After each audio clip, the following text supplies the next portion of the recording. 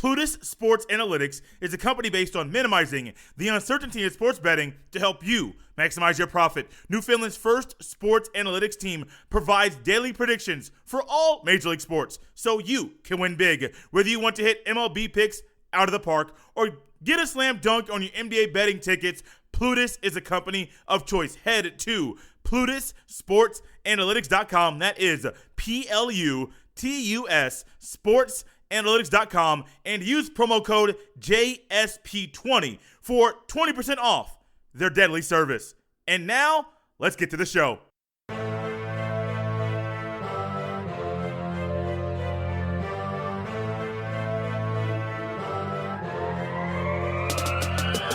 Welcome back, everybody, to another episode of the Jay Stevens Podcast. This is episode number 167, dedicated to a man who on January 19th, the year 1977, was elected to the Major League Baseball Hall of Fame.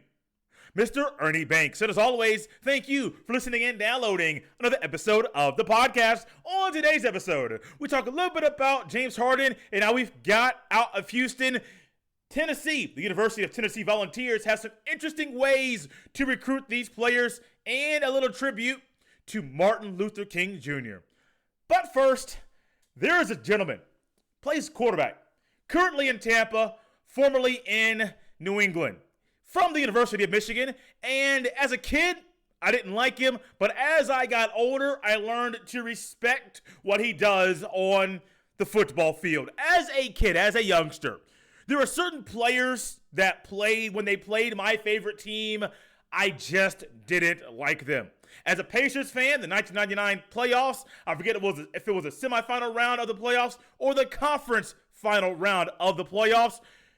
The New York Knicks, well, there have been fierce battles between the Pacers and Knicks prior to this series, but the Pacers and Knicks that year, that series, it seemed like everything was destined for those two teams to meet in the playoffs once again in this year. The New York Knicks, Larry Johnson hits a shot. Antonio Davis fouls Larry Johnson. 4-point play. The Knicks eliminate the Pacers. Thankfully, Greg Popovich and those Spurs beat the Knicks in 5, so the Knicks did not win the championship that year. Well, also another Indianapolis sports team, the Colts. Colts growing up, Peyton Manning, Reggie Wayne, Edgerrin James, Marvin Harrison, Bob Sanders, Dwight Freeney, Robert Mathis. All of these dogs were there. And there was a guy in New England. It seemed like every single year he beat us. When I say us, it's just my team. I'm taking not ownership, sheer ownership, like Jim Irsay, the owner, but possessing them. Yes, it is my team. Yeah, Tom Brady beat the Colts over and over and over again. But he didn't just beat the Colts. He dominated his own division and dominated the AFC. You know, there's teams out there, the San Diego Chargers, that were close to getting to the Super Bowl. Tom Brady said no. The Colts, numerous times, were close to getting to the Super Bowl. Ran into the Patriots.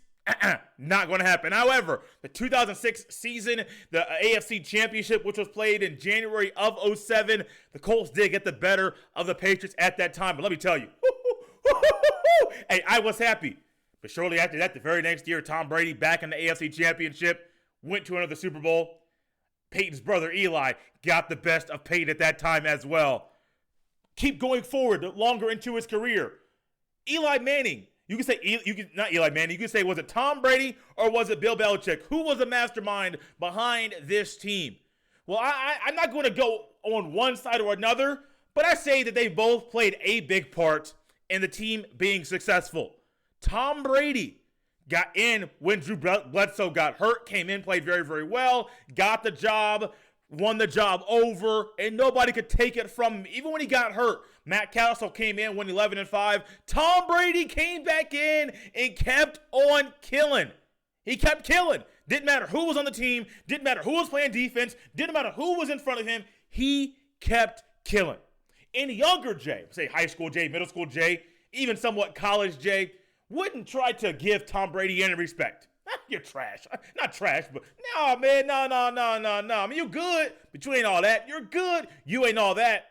Once again, Tom Brady is back in the playoffs, and he's back in another conference championship. Many people say, oh, going from the AFC to the NFC is tough, it's different, it's difficult. Yeah, okay, it's conferences, it's also football. Yeah, his division is tougher now than it used to be, but at the same time, it's football.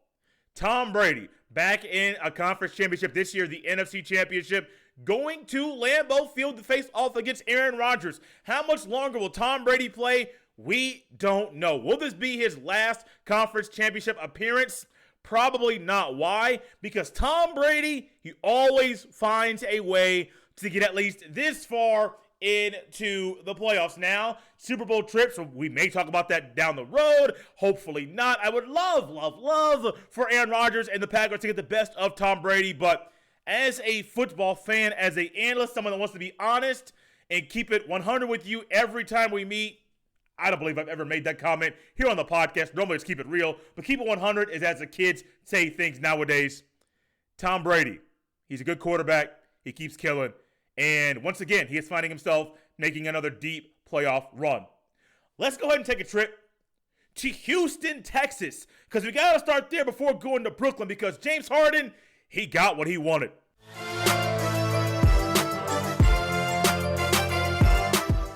There have been times here on the podcast, out of my mouth has come the words, Houston, we have a problem. From the time with Carmelo Anthony, even prior to that, when they were making deep playoff runs, but weren't going very far, Houston definitely had a problem. But the problem they had right now, I don't think they expected, because their franchise player, one of the top 5 players in the NBA, in James Harden, was a little unhappy, was a little disgruntled, and well, the way that he handled this situation was not the way I think he should handle it, not the way anybody thinks he should handle it, but it did leave us with some laughs, because James Harden embarrassed himself and made it so people like myself can get these jokes off, because James Harden found a way to get what he wanted, to go from Houston to Brooklyn. Let's go, guys. James Harden. Before the season, we think John Wall, James Harden, yeah, that's going to work. Those two guys together might work. Now, I say it's going to work. The people, maybe the casual fan, may say, ooh, that's going to work. Ooh, man, AJ. So John Wall coming off an injury. You got James Harden and John Wall. Wouldn't that work? I mean, wouldn't those two together, wouldn't they find a way, because they're so good at the basketball, wouldn't they find a way to make things work? You would think, because they are professionals. Well, in name. They're professional athletes, because we're going to talk about something with James Harden that is, his behavior was not the behavior of a professional in any field. But wouldn't you think, John Wall, he's cool, man. He's a good player. James Harden is clearly the number one. They'll definitely take some time to make this thing work. Yeah, of course they're going to find a way to make this thing work. How are they going to do it? I am not sure. I'm not sure what they're going to do, but they're professionals in name only for some people. They're going to find a way for this to work. You may say, Jay, why are you saying in name only? Like I said, we'll talk about that here in a second. All about the man, James Harden. Well, you would think so.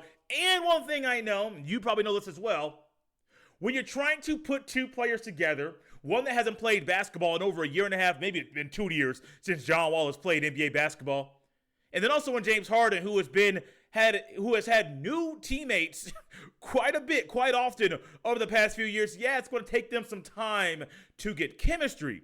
So those two guys can't figure out where they want the ball on the court, who can take the shot who should take the shot at what time, or maybe if one's feeling it, you got it, or if the other one's feeling it, you got it. Yeah, you would think so. But James Harden, even going into the offseason, he was so upset. I mean, his coach was gone, Mike D'Antoni, a coach that he's an okay coach, doesn't really get the respect that maybe he wants.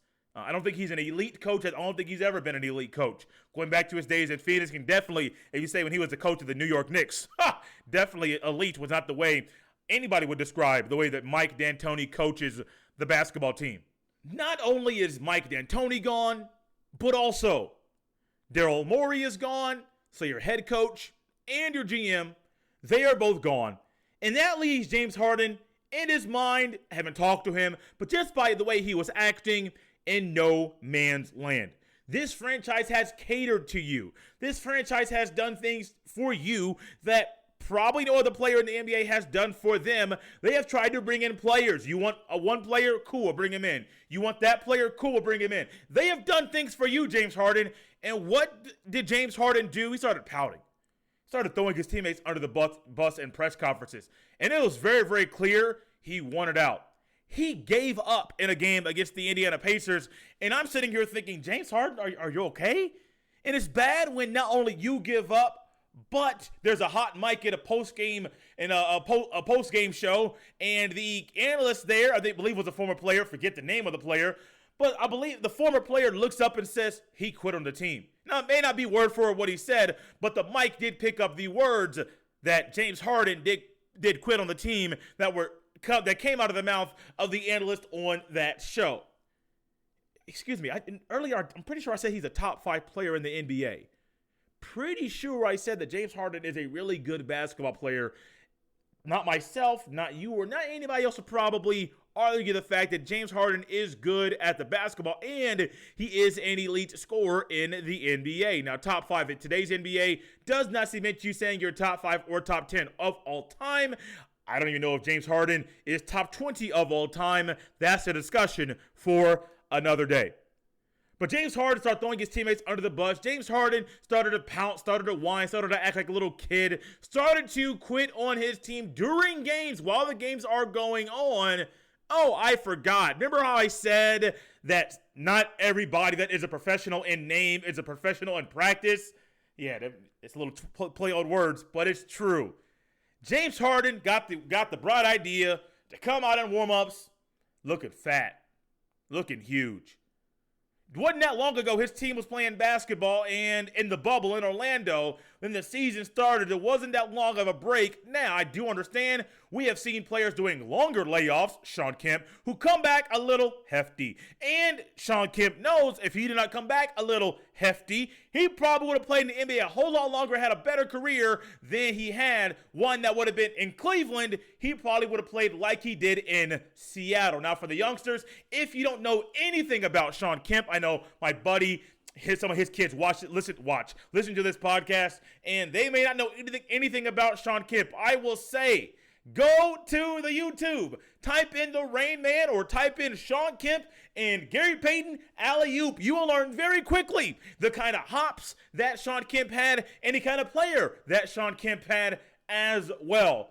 James Harden came in wearing that fat suit. James Harden thought he was going to fool somebody. Ooh, I'm fooling y'all. Ooh, I'm out of shape. Ooh, I don't want to be here. Ooh, I'm quitting. I'm throwing teammates under the bus. And even my newest star on the team, John Wall, is even saying, dude, what are you doing?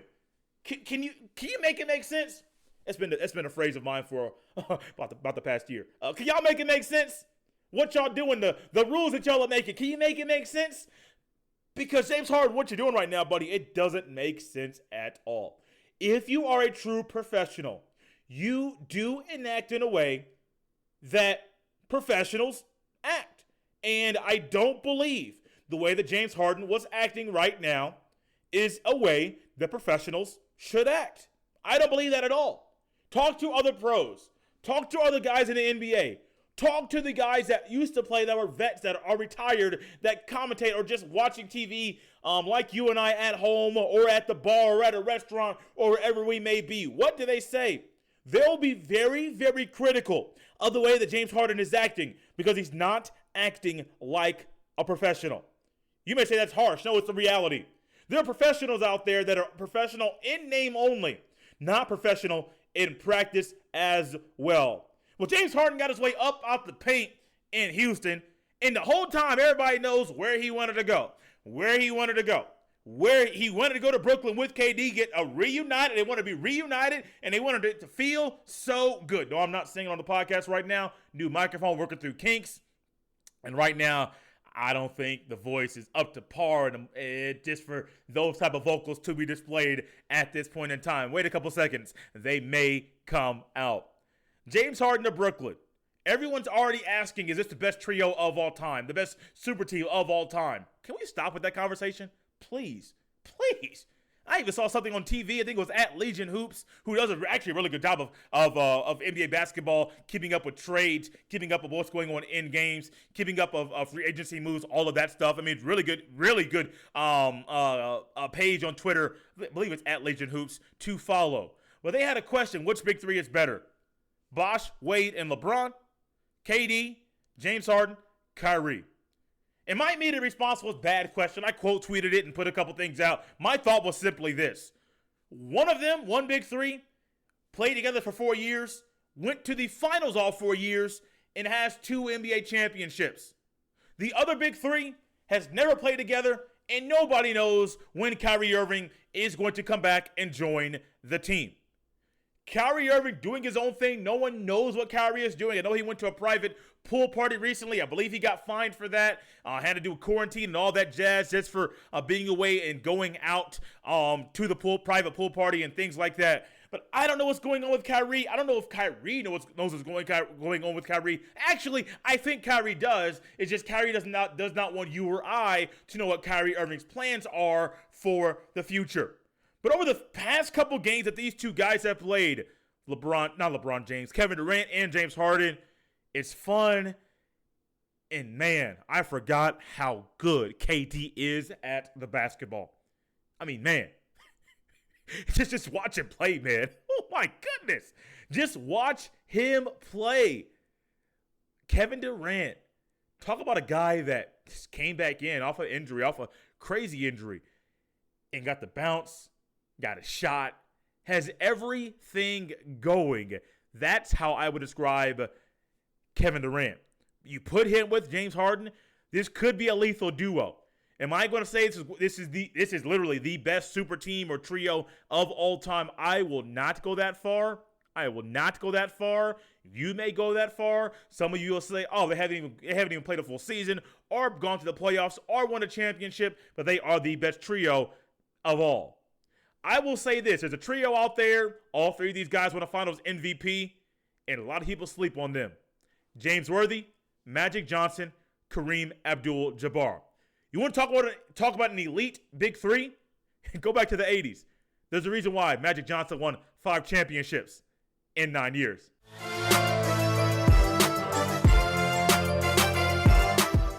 I am not a person that spends much time at all on any podcast or any guest appearance where I talk about the recruiting infractions that take place in collegiate sports every single year.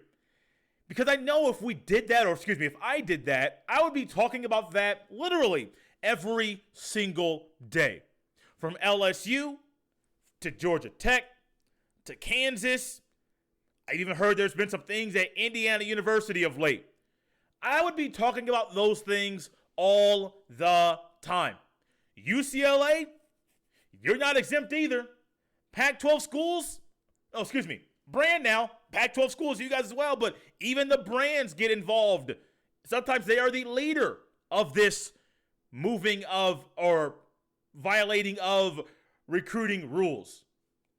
Nike, Adidas, Under Armour, these are not things that aren't really common knowledge to those that are tapped in or tuned in, that a lot of these brands, not the collegiate schools or your Ohio State or your Alabama or your Kentucky or your UCLA, not those brands. Literally the shoe brands, your Nike, Adidas, Under Armour, those brands. There are people inside of those camps that are instrumental in moving along and making sure that somebody, quote unquote, gets the shoes that they ask for. Well, recently at the University of Tennessee, Jeremy Pruitt got fired and Phil Fulmer, the AD, did retire. Tennessee, the football program, has been trying to relive or go back to the days of the latter 90s in 1998 when they did win a national championship, the year after Peyton Manning left the school after he graduated and went to the NFL to be the number 1 overall draft pick in that draft. They've been trying for years and years and years and years and years to go back to that time, the best years the Volunteer fans had, to relive those moments. There's also a reason Why, the coach at that time, Phil Fulmer, was there as the athletic director at the program because one of his things was to make sure the football program, or to do what's needed for the football program to get back to getting attention, to get back to winning, to get back to SEC championships, and to win now what is known as the College Football Playoff National Championship. Well, recently, Tuesday morning on the Dan Patrick Show, as Dan Patrick does, he has a source, or 2 or 10. Don't know who his source is when the Big Ten was going back and forth as far as should they play or will they not play. Dan Patrick has some news, said it on the show, and everybody, like myself that has a show, was going about talking about the news that Dan Patrick released to sports fans. Well, once again, Dan Patrick has some news, and well, Tennessee, y'all, man. This is just one of them shows where we got jokes, man. We got jokes for days. From James Harden wearing the fat suit, from James Harden acting a little childish. No, not acting a little, acting childish. Throwing people under the bus, to throwing a hissy fit, to where now, y'all, I can't say this without laughing. The University of Tennessee had recruiting violations. Now, I don't know if the NCAA will come down on this harshly for this. I know Georgia Tech didn't really get hit hard. LSU had a postseason ban. Kansas, Bill Self still coaching. So I don't know what the NCAA will do as far as Tennessee and them getting punished for these infractions. But, oh my goodness, Tennessee, why? But thank you so much, because you make my job so much easier. The University of Tennessee was handing out money to recruits in McDonald's bags. I'm sorry, y'all, told you. This is why I was laughing before. The University of Tennessee, recruits that come to school, they would hand them a bag. It wouldn't be a duffel bag. Wouldn't be a bag that had the Tennessee logo on it. It would be a bag, a brown bag. Maybe a brown, maybe a plastic bag, a white plastic bag. But it was a bag that had money in it. And it was a McDonald's bag. Now, in the day in which we live, technology is at an all-time high, and it will keep on progressing. So you mean to tell me, that's a phrase right there that one of my football coaches used to say all the time, you mean to tell me? And I think I had him for a science class. Yeah, I had Carrico for science. I think he's still coaching at like 85, 90,000 years old. He's an old man, old man. But Carrico, man, you mean to tell me? And we used to hear that all the time and would just start laughing, because that's Carrico's phrase. So you mean to tell me, University of Tennessee, recruits to come in, and y'all want to start shelling out some money. Y'all want to start handing out money to these guys to, try to pull them in. And, when you start getting recruits that you don't normally get, it already raises everybody's eyebrows. Not saying what did the school do, what changed at the school to get them to come in, but what is the school doing, possibly illegally, to get these guys to come into a program that's not really at the top or in the middle of the SEC right now, to get them to commit to be a volunteer in the future. Recruits to come in, I don't know at what time, you give them a bag, it's a McDonald's bag, got some money in it. Can't y'all think of a better way, a more clever way to get this thing done? I am not saying go out this way and give them money. I'm not saying to go out there and cheat or anything like that. But what I'm saying is, if you're going to cheat, find a clever way to do it. Somebody's going to hear this and say, wow, Jay is saying it's okay to cheat. Jay is saying to go ahead and go out there and cheat. I mean, if I got to cheat on a test or cheat in a relationship or cheat in any way in life and cheat my way up the ladder, I'm going to do it. No, Jay is not saying that. I am not condoning cheating. Let me say that. Jay is not condoning cheating, but I know people out there cheat. And I know a lot of people that cheat, they don't find a clever way to do it. University of Tennessee, y'all got to be better than this. Y'all could at least make it somewhat healthy. There are certain bags, certain things you look at and say, oh, that's healthy, or oh, that's not healthy. A McDonald's bag, man? I'm a recruit. I'm 17 years old or 16 years old. I'm coming to your school, and you won't give me a McDonald's bag. Okay, cool. The money is great. Money's cool, but a McDonald's bag. a McDonald's bag. Wouldn't it be a little suspicious if somebody sees that and says, oh, why are you eating that? You come in, you look in the back, it ain't no money, it ain't no food in there, ain't no Big Mac or nothing, no Big Mac with fries or nothing. It's a little money, a little cash, a little something to put in your pocket to save for a rainy day or to remember what you got when you made your visit to the University of Tennessee. I want to be very, very curious to see what happens next. The SEC is known. It's kind of one of those things that's kind of those understood things that doesn't really get exposed. Yeah, impermissible benefits probably going on down there. But I never thought, y'all would hit up McDonald's to help y'all move some money. As we close up this episode here of the Jay Stevens podcast, yesterday was Martin Luther King Jr. Day. I'm not going to go out and read a quote or even recite or play clips from his speeches or any of the speeches that he had or any of the messages that he preached. But there are numerous things about Martin Luther King's life that we can take and put into our own. From the way that he lived, from the things that he said, or the movement that he was ultimately named the leader of. The civil rights movement. One of the leaders of the civil rights movement. Things in America, things in our country, for a lot of people, they're scared. I will also say things in our country, they're not as bad as what the media will want you to think that they are. I have been on that path the entire time, and normally I don't deviate from sports, but right now I think it's perfectly fine to do that. Stick to sports guy, yes, that's normally me on the podcast.